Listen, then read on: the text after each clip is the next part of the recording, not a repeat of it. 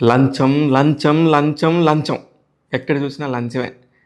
నిజంగానే భారతదేశం మొత్తం గూడా ఒక టాపిక్ అంతా కూడా ఇదే మాట్లాడుకుంటూ ఉండేవాళ్ళం.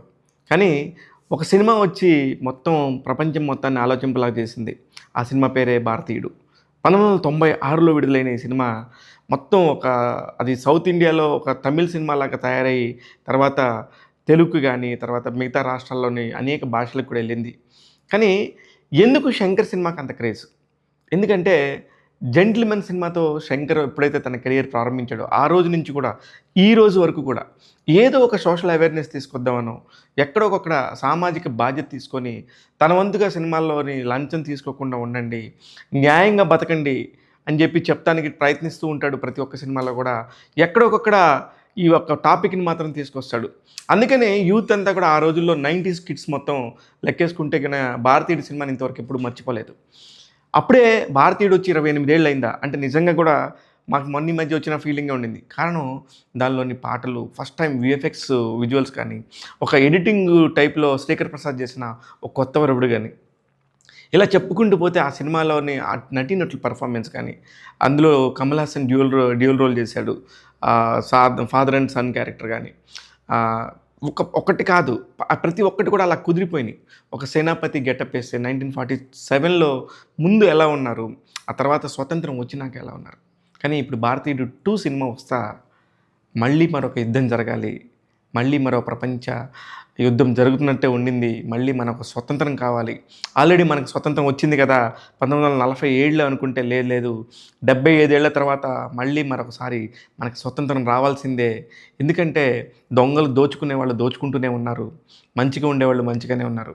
ఈ దోచుకునే వాళ్ళ సంఖ్య పెరిగిపోతూ ఉండింది, దాచుకునే వాళ్ళ సంఖ్య పెరిగిపోతూ ఉండింది. ఇలా కాదు వ్యవస్థ ఉండాల్సిన తీరు అని చెప్పి గట్టిగా బల్లగుద్ది మళ్ళీ శంకర్ మన ముందుకు వస్తున్నాడు. అసలు ఈ సినిమా ఎందుకు చూడాలి? 'భారతీయుడు 2' సినిమా ఎందుకు చూడాలి? ఎప్పుడో 90స్ కిడ్స్ 28 ఏళ్ల కిందట సినిమా తీసిన వాడు మళ్ళీ ఇప్పుడు ఎందుకు సినిమా తీశాడు?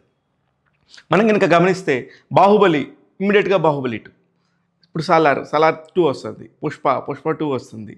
కానీ ఈ 'భారతీయుడికి' ఎందుకు ఇంత గ్యాప్? అంటే దానికి చెప్పిన ఆన్సర్ శంకర్ గారు చాలా మంచి సమాధానం చెప్పారు.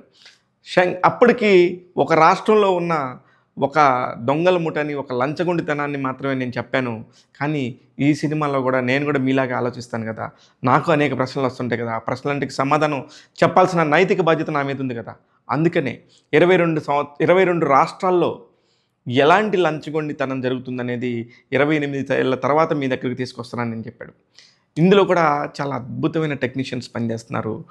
అసలకి శంకర్ అనగానే మనందరికి గూడా గుర్తొచ్చే అనేక సినిమాలు, భారతదేశం మొత్తం గూడా చూసే సినిమాలు ఆయన ఎన్నో తీశారు మనకి. అలాంటి కోవలోకి 'భారతీయుడు 2' చేరబోతుంది అని నేను అనుకుంటున్నాను. కారణం ఏంటంటే, ఇప్పుడు మనం ఒక cinema book my show open చేస్తే మహా అయితే ఒక 10,000 లైక్స్ ఉండి, చూద్దాం అనుకునే ఒక పర్సెంటేజ్ ఎక్కువ ఉండి కనుక ఖచ్చితంగా ఆ సినిమాకి చాలా పాజిటివ్ వైబ్స్ ఉన్నట్టు. కానీ ఈ సినిమాకొచ్చేసరికి ఇప్పటికే ఒక తెలుగులో చెక్కేసుకుంటేనే 1,00,000 మంది నేను ఆ సినిమా చూడాలనుకుంటున్నానని చెప్పేసి ఇప్పటికీ మాట్లాడుకుంటూ ఉన్నారు. ఇలా ఒక్కొక్కటి మాట్లాడుకుంటూ ఆ 'భారతీయుడు' సినిమా గురించి ఒక క్రేజ్‌ని ఎక్కడిదాకా తీసుకెళ్తున్నారనేది చూస్తూనే ఉన్నాం. ఇకపోతే అప్పట్లో మనీషా కొయిరాలా, ఊర్మిళ మటోండ్కర్, సుకన్య ఇలాంటి హీరోయిన్స్ అందరితోని చాలా మంచి కాంబినేషన్‌తో పాటు అక్కడ ఒక పోలీస్ ఆఫీసర్‌గా, సిన్సియర్ పోలీస్ ఆఫీసర్‌గా పనిచేసిన నడముడి వేణు 2021లో గతించారు.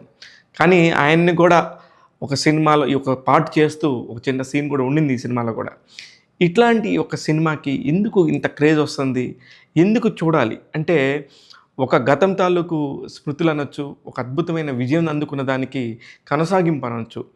ఎలాంటి మ్యాజిక్స్ చేశారు. 96లోనే ఏ కంప్యూటర్ టెక్నాలజీ లేని టైంలోనే అన్ని మ్యాజిక్‌లు చేసిన శంకర్ ఇంత టెక్నాలజీ అందుబాటులో ఉండి, భారతదేశంలోనే మన ఒక పక్క రాజమౌళి, ఇంకో పక్క నాగార్జున, ఇంకో పక్క ప్రశాంత్ వర్మ లాంటి చిన్న చిన్న డైరెక్టర్స్, అప్‌కమింగ్ డైరెక్టర్స్ కూడా అద్భుతాలు సృష్టిస్తున్న నేపథ్యంలో శంకర్ లాంటి జీనియస్ ఇంకోలాంటి అద్భుతాలు సృష్టించబోతున్నాడు అనడానికి వీటన్నిటికి కూడా అందరూ ఎదురు చూస్తున్నారు బాగా ఉత్కంఠగా. ఒక్కరోజు ఆగితే రేపు సినిమా రిలీజ్ అవుతుంది. వీళ్ళందరూ కూడా ఈ సినిమాని చూసి ఎంజాయ్ చేస్తారని మనస్ఫూర్తిగా కోరుకుంటున్నాను. ఇకపోతే కమల్ హాసన్ 28 ఏళ్ల కిందట ఎలా ఉన్నాడు, ఇప్పుడు ఎలా ఉన్నాడు, ఆ వేరియేషన్స్, అప్పుడు చేసిన నటనకి, అప్పుడు ఆ భారతీయుడికి మళ్ళీ కమ్‌బ్యాక్ ఎందుకు రావాలి? కమ్‌బ్యాక్ అవ్వటానికి ఇంత టైం పట్టిందా? అంటే ఈ 28 ఏళ్ల మధ్యలో ఎప్పుడూ అన్యాయాలు జరగలేదా? లంచగొండితనాలు విజృంభించలేదా? రాజకీయ నాయకులు అవతారం ఎత్తి ఘోరాలు చేయలేదా? అంటే తనంతటికి సమాధానం ఇప్పుడు నేను చెప్తానని చెప్పేసి ప్రేక్షకుల ముందుకు వస్తూనే ఉన్నారు భారతీయుడు 2 ద్వారా. ఈ సినిమాలో రకుల్ ప్రీత్ సింగ్, కాజల్ అగర్వాల్ గత హీరోయిన్లని మ్యాచ్ చేస్తారా లేదనేది ఒక కాంపిటీషన్ వస్తది. అలాగే సేనాపతి క్యారెక్టర్‌లో అద్భుతంగా నటించిన కమల్ హాసన్‌కి ఇప్పుడు వస్తున్న ఈ సేనాపతి క్యారెక్టర్‌ని గుర్తు చేస్తున్న సిద్ధార్థ్‌కి ఎలాంటి వ్యత్యాసం ఉండబోతుంది? అసలు కథను ఎలా తిప్పబోతున్నారు? ప్రతి ఒక్కళ్ళు ఆ సినిమా చూసినోళ్ళు ఒకలాగా క్యూరియాసిటీ ఉంటే, చూడని వాళ్ళు ఈ సినిమాని చూడటం కోసం అప్పటి కథని ఎలా కనెక్ట్ చేస్తారని చెప్పడం కోసం చాలా క్యూరియాసిటీతో ఉన్నారు. అందుకనే ఈ సినిమాకి 2 ఉపయోగాలు. ఒకటి ఆల్రెడీ పెద్ద విజయం సాధించిన సినిమా కావడంతోని ప్రతి ఒక్కరికి కూడా ఎప్పుడెప్పుడు చూద్దామని ఒక ఎదురుచూపు ఉండింది. దానికి తగ్గట్టుగా ఇక్కడ సురేష్ ప్రొడక్షన్స్ దగ్గుబాటి సురేష్ గారు ఈ సినిమాని రిలీజ్ చేయడంతో తెలుగు మాట కూడా ఒక క్రేజ్ అయితే ఏర్పడింది. అందుకనే నిన్న కూడా ఒక స్పెషల్ షోల కోసం 5వ షో కోసం గవర్నమెంట్ నుంచి పర్మిషన్ తీసుకొచ్చారు. మల్టీప్లెక్స్‌లో రూ. 75 ప్లస్ జీఎస్టీ, అలాగే సింగిల్ స్క్రీన్ మీద రూ. 50 ప్లస్ జీఎస్టీ ఒక వారం పాటు వాళ్ళకి రేట్లు వెసులుబాటు కల్పించేలాగా గవర్నమెంట్ కూడా వాళ్ళకి పరిమితి ఇచ్చింది. కారణం ఒక మంచి సినిమాకి, ఒక పెద్ద సినిమాలకి ఆదరణ దక్కాలి.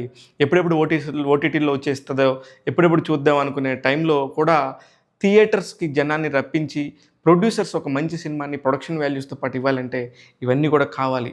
అందుకనే భారతీయుడు సినిమాని చూడాలి. ఇకపోతే అప్పటికి ఇప్పటికి ఉన్న నాకు సంబంధించి నేను కొద్దిగా నెగెటివ్‌గా ఫీల్ అవుతున్న అంశం ఏంటంటే, అప్పట్లో మేము కాలేజీలకి వెళ్ళేవాళ్ళం.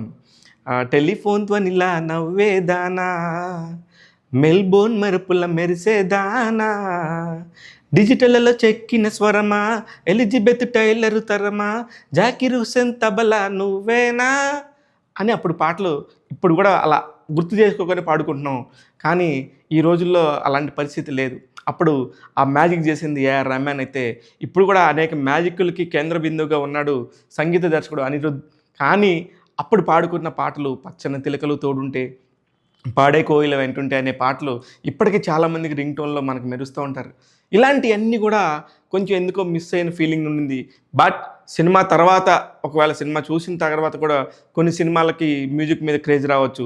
ఈ ఒక్క విషయంలో తప్ప మిగతా అన్ని రకాలుగా కూడా నేనైతే చాలా ఈగర్‌గా వెయిట్ చేస్తున్నాను. నాతో పాటు మీ అందరూ కూడా వెయిట్ చేస్తూ ఉంటారనుకుంటాను. నేను మీ శివ మల్లల. చూస్తూనే ఉండండి ట్యాగ్ తెలుగు. ఇలాంటి అనేక కొత్త విషయాలను ఎప్పటికప్పుడు మీకు అందిస్తూ ఉంటాను. Thank you very much.